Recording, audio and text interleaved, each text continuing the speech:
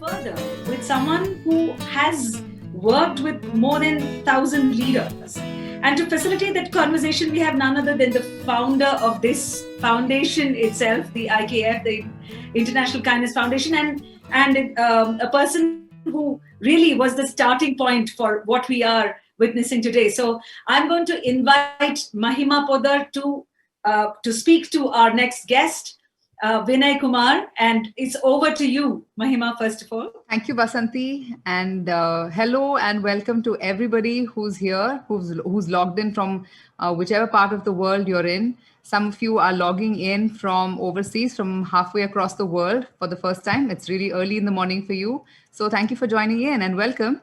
We are halfway through the day here in India, and we've been having some amazing, great conversations through the day and yesterday. And I'm really happy to be speaking to Mr. Vinay Kumar, who once again has been a very strong personal influence for me also in my life, in my growth and journey here. So thank you, Mr. Kumar, for being here.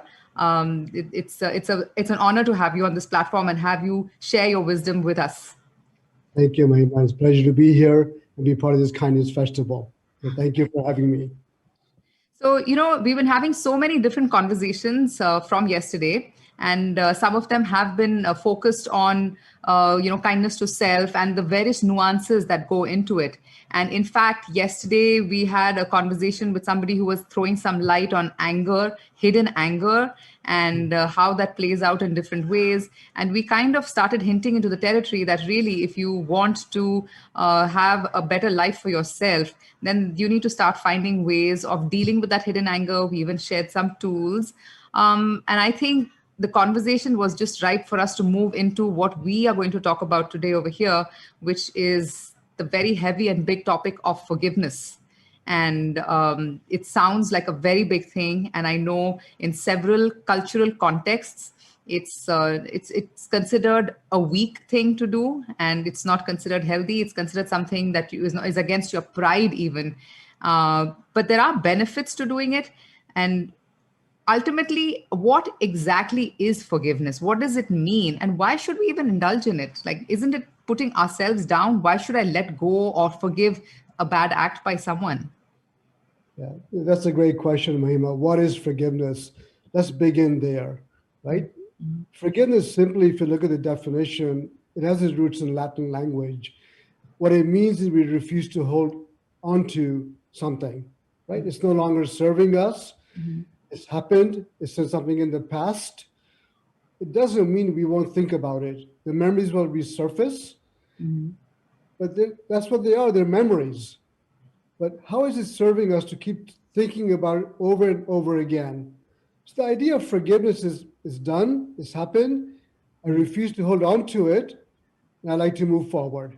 Mm-hmm. Because keep thinking about it, what does it do? It causes us much suffering, doesn't it? Mm-hmm. And we just make a choice. We refuse to suffer, and we just choose to let it go. If we can't let it go, we just simply let it be. Mm-hmm. It's that simple. We refuse to hold on to it. We refuse to have it rent in our house, live in our house, live in our lives, and it's done, it's bygone, let it be. Could you elaborate a little bit more on what is the suffering that you're talking about? What is the suffering in not forgiving? What kind of suffering are we talking about? Well, when we suffer, first of all, sometimes there's resentment, mm-hmm. right? There's anger, there's hurt feelings, and it causes pain. It affects our emotional health, mm-hmm. right? I mean, I heard it this way. For example, resentment, I think Nelson Mandela said it, at least that's how I heard of it, mm-hmm. is the poison I drink it's the poison I drink hoping you'll die. Mm. Yeah, I'm the one who's hurting inside, right? I keep thinking about it. How could they do this to me, right? But they're not even thinking about it. I'm the one who's hurting. How much energy is spent thinking about it over and over again, and keep wishing for a better past? It doesn't happen. I'm sure we all know what that feels like, right? Mm-hmm. It affects us physically, right? When we are hurting emotionally, it shows up in our, many of our diseases. And I'm not a medical doctor, but for what I read and my own experiences, is rooted in suffering.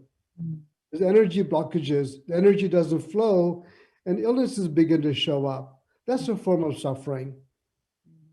Our relationships suffer, right? When we're living in resentment, isn't there a dark cloud over us? Yes. When someone comes in, we can pick it up. Something is not right. Something is wrong. There's a heaviness in the conversation. And we don't just keep the suffering, we spread it, don't we? Unconsciously. So it has many different forms. It's different for different people, but it doesn't feel very good, does it? No, it does not. It does not, for sure. So it's important to forgive, but how do you do it? When all this resentment, anger, all of these feelings that you're talking about, they are heavy feelings, and fine, it may be causing all of these different harms to us, but it's not easy to let go. And how do you do it? It's one of those things, Mahima, that is simple to understand, but not always easy to do. And it's important to understand what is it that keeps us stuck and keeps us from forgiving, right? There's a saying that pain is inevitable and suffering is optional, right? Pain is physical, suffering is linguistic. What does that mean? We suffer often in our own internal conversations that we have created. You touched on some of them. We have this notion that if I forgive someone, I'll be seen as a weakling, right? We have this notion that they don't deserve to be forgiven. Well, maybe that's true, but I was holding on to it serving you, right? We have this notion that I want them to suffer. I will never forgive them. The reality is they're not suffering. They're probably not even aware of what you're going through. They have moved on with their life. But we're the ones who keep thinking about over and over again. We have this notion that I will never let them off the hook. Well, they're not on the hook. They have moved on. So I think it's internal dialogues that keep us from letting it be, letting it go. We have another one that I'll never forget this. Well, that's true. We'll never forget what has happened. The memory will bring it up from time to time. It comes up, doesn't it? Yeah. But we have to let these things go. Actually, to forgive is a sign of strength. It is not easy to do. It's simple to understand, but it's hard to do. I've been through it myself. I remember one time it took me almost 5 years to forgive someone. But in the meantime, I was the one who was suffering. I had to say, it's not serving me anymore. And we simply say, I forgive you. We may not even say it to them. We just simply say it out to ourselves. I don't want to give it space anymore in my life. We let it go. We let it be. That's all there is. I think that's such an important distinction that you made, that you don't actually have to say it to that person. It's something you say to yourself, because this is an act that you're doing for yourself. It is not for the other person, not to say that you're let off the hook or anything, but this is for my healing and for my moving forward. So therefore, because I know that a lot of people have issues with forgiveness for the same reasons that you pointed out. You're going to look weak if you go and tell someone else, you did this, but it's fine, I let you off the hook. And forgiveness is really not about that. It's not about going and telling the other person as much as it's about telling yourself that let it go and just sit down. I think that's such an important distinction for anybody who struggles with it, or anybody who even wonders about the value of something like this. But what do you do if, and how does this process, if the person who has been injured or hurt is not you, but somebody who's very dear to you, somebody who's very close to you? I have found that it's a lot harder to forgive the perpetrator when the hurt is not on you. It has come to somebody who's very close to you. Yeah. So you feel, because you love them, you feel the pain and suffering as well, because harm has been caused to them. So how do we support the loved ones who have been through this, right? Perhaps we can help them forgive, assuming they're carrying something. Maybe they're not carrying it at all. We don't know. But if they are, when we can forgive, can we also help them forgive? That's the way of loving them. That's the way of supporting them. Look, Things happen in life. What's the chance of going through life and something bad not happening? Pretty nearly impossible. So because we love them, we also help them forgive another human being. And again, they don't have to go physically saying, I forgive you. Forgiveness often isn't for the other person. It's for yourself when you're hurting. Help them forgive. Wouldn't you feel a little guilty to forgive? I mean, you are just the bystander and person who's watching, right? And you are feeling the pain of your loved one. And wouldn't you feel guilty that, how can I be the one to forgive when maybe this person, when I'm not the receiver, the recipient of the hurt? So who am I really to forgive? And those are the kind of feelings that I feel, especially in our environments, in our societies. We're all so close knit together. Families are always, there for the most part in our communities. And when one person gets wrong, everybody rallies around and they're very willing to hold on to that hurt on behalf of that person. And they almost feel guilty to drop it. Like, we're not the ones who were hurt. So how can we say, okay, we forgive, and, maybe that person, and let's assume that person is still hurting, hasn't really let it go. So, there's a notion, Mahima, there's another thing that's important to realize. Often we human beings be caught up in I'm right. Right about my feelings, I'm right about this, I'm right about that. But the question is, how is it serving you to hold on to it? So we are feeling guilty, we are feeling anger, we are feeling all these things, but is holding on to serving you? If it's not serving, can we just let it be? And then when we can move beyond I'm right, then maybe we can say, maybe this is happening, but perhaps I have a role in this situation too. We can turn inwards. Is there a role I played in the situation? And that brings the notion of forgiving ourselves. We all go through life, we make mistakes. But, we can live in anger, we can live in hurt, we can live in resentment, we can live in guilt, regrets, all these things. But how is it serving us? Replaying in our mind over and over. Stuff, that's why I say it's not easy. It's not easy. It's not easy. But where do you begin? If you just, where do you begin? Are there any tools out there? What can you do if you really want to get into that space of, let's say there are two aspects to this: forgiveness to self and then forgiveness to others. And I don't know if it's the same process or if these are two different processes or they intermingle at some point. But is there a step-by-step process? Because hearing this sounds right. It feels internally right to do. But I can imagine that it would be very hard to wrap your head around how on earth, where do I start? Where do I even begin? What is the right way to do this without losing my dignity, without losing myself? Yeah, it's a great question, Mahima. And I don't claim to have the right way of doing it. I just know what has worked for me. I can speak from my own experience. I think one is we simply, whatever has happened, I may not like it. I don't wish it happened. I don't condone it. Doesn't mean I won't be careful in the future. I'll make sure it doesn't happen to me again. But for the time being, whatever has happened has happened. Can I accept it? And boy, acceptance is another thing that is so simple to talk about, but it is hard to do. But can I accept what has happened? Acceptance. It doesn't mean things won't be different in the future, but at this point in time, it has happened, and can I accept it? Done. Then I can say, okay, I accept it. Can I forgive myself, and can I forgive the other person? And every now and then, the memories will come up, because memories are there. They don't go away.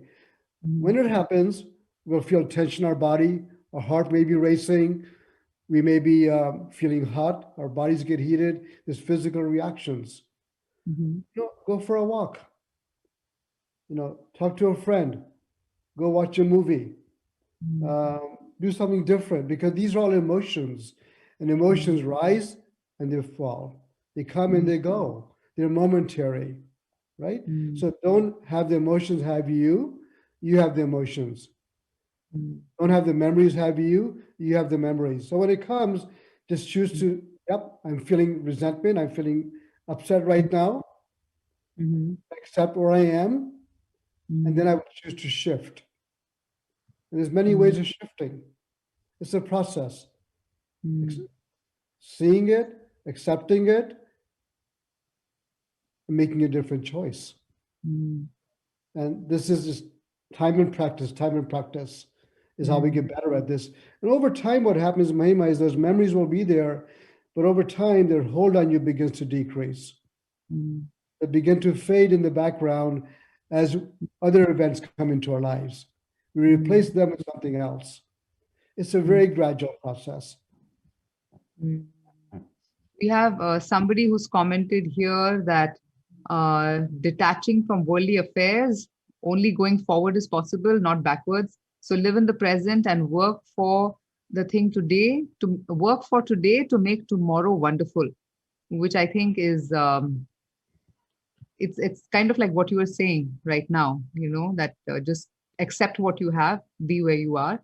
Mr. Kumar, I had another question for you, and I know this is not totally completely in the realm of what we're talking, but my curiosity is piqued.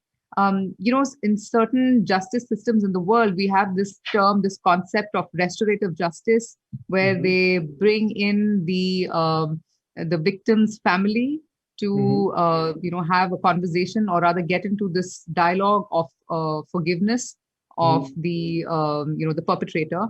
And that, it sounds like, oh my god, why would they do it? But apparently that has had a lot of positive healing aspects. I don't know, what do you have any thoughts on that? Any Yeah. views on it?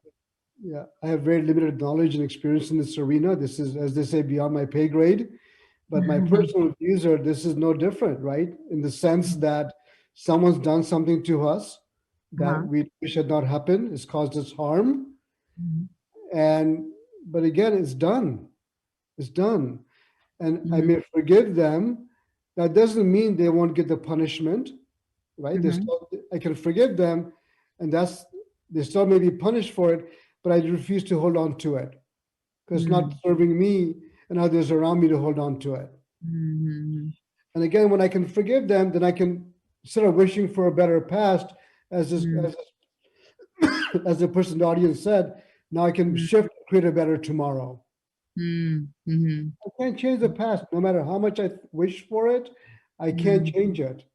So let's put it to rest, put it in the past, and let's shift ourselves, look to the future, and create a future. So it's not different, I think, and again, my personal view. So if we can forgive them, maybe forgive them in front of them, or we can say silently, what you did to me is not acceptable. I don't like it. It's caused me great harm. But holding on to it is going to cause me even greater harm. So I'm choosing to just put it to rest for the time, put it to bed, and let it be.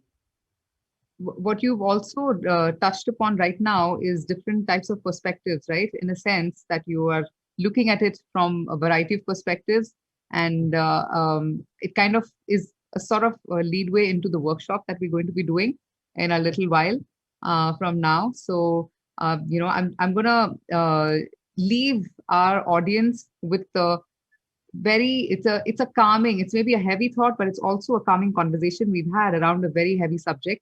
And take a deep breath and breathe it out.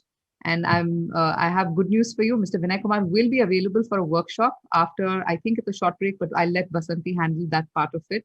The workshop that Mr. Vinay Kumar is going to be conducting will be about perspective taking. So it's not just your perspective, but it's also perspective taking. Here's a different perspective on the whole and a different twist on the whole thing.